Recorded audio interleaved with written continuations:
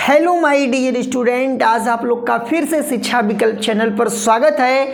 आज का मेरा जो वीडियो होने वाला है क्लास 10th का फिजिक्स के न्यूमेरिकल का होगा। बहुत ज़्यादा मोस्ट इम्पॉर्टेंट न्यूमेरिकल को मैं लाया हूँ, आप लोग को वीडियो देखना है आवश्यक है। यदि आप इस टाइप के न्यूमेरिकल कर लेते हैं, यदि आपके पेपर में आता है तो आप लोग 100% उसको कर लेंगे, तो हम बहुत बेहतरीन ढंग से समझेंगे। लेकिन आप लोग हमारे साथ कंटिन्यू पहले जुड़े रहिए तो आपको बहुत बेहतरीन ढंग से समझ में आ जाएगा। तो हम शुरुआत करें तो सबसे पहले ऐसे क्वेश्चन में मायने रखता है कि सबसे पहले हम क्वेश्चन को समझेंगे कैसे। तो क्वेश्चन को पढ़िए।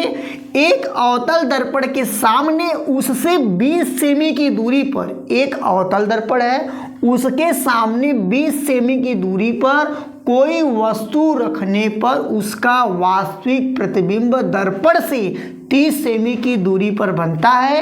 तो दर्पण की फोकस दूरी ज्ञात कीजिए। नहीं समझ में आया? फिर से देखिए, कहने का मतलब है एक अवतल दर्पण के सामने 20 सेंटीमीटर की दूरी पर एक वस्तु रखा गया है, उसका वास्तविक प्रतिबिंब बनता है, यानी जो v का वैल्यू होगा वास्तविक होगा, वास्तविक प्रतिबिंब 30 सेमी की दूरी पर बनता है। तो दर्पण की फोकस दूरी ज्ञात कीजिए, -20 सेमी।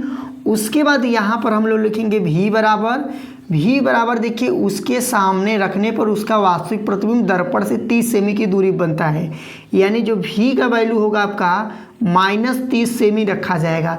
यहाँ पर -30 कैसे आया? क्योंकि प्रतिबिंब जब वास्तविक बनता है तो v का वैल्यू माइनस होता है, और f का वैल्यू हम लोग को निकालना है। यहाँ पर 1/f बराबर 1/v प्लस 1/u है। ये क्या है? ये दर्पण का सूत्र है। दर्पण का सूत्र होता है, आप लोग इसको याद कर लीजिएगा। यहाँ पर 1/f लिख दिए। v का वैल्यू बताओ, v का वैल्यू -30 है, यहाँ पर माइनस ऊपर लिख दिए, 30 यहाँ पर लिख दिए, यहाँ पर प्लस लिख दिए, यहाँ पर लिखेंगे -20 लिखेंगे।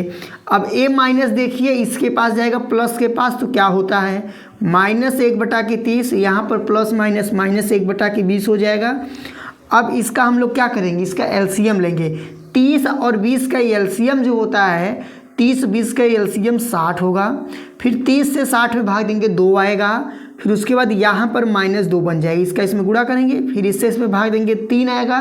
फिर यहाँ पर -3 बन जाएगा, -3 और -2 -5 होगा, यहाँ पर 60 होगा। यहाँ पर 1/f चला आ रहा था, 1/f, यहाँ पर 1/f लिखेंगे, यहाँ पर बराबर लिखेंगे -5/60 लिखेंगे। अब यहाँ पर f का वैल्यू वैसे रहेगा, 60 का वैल्यू ऊपर चला जाएगा, यानी पलट जाएगा।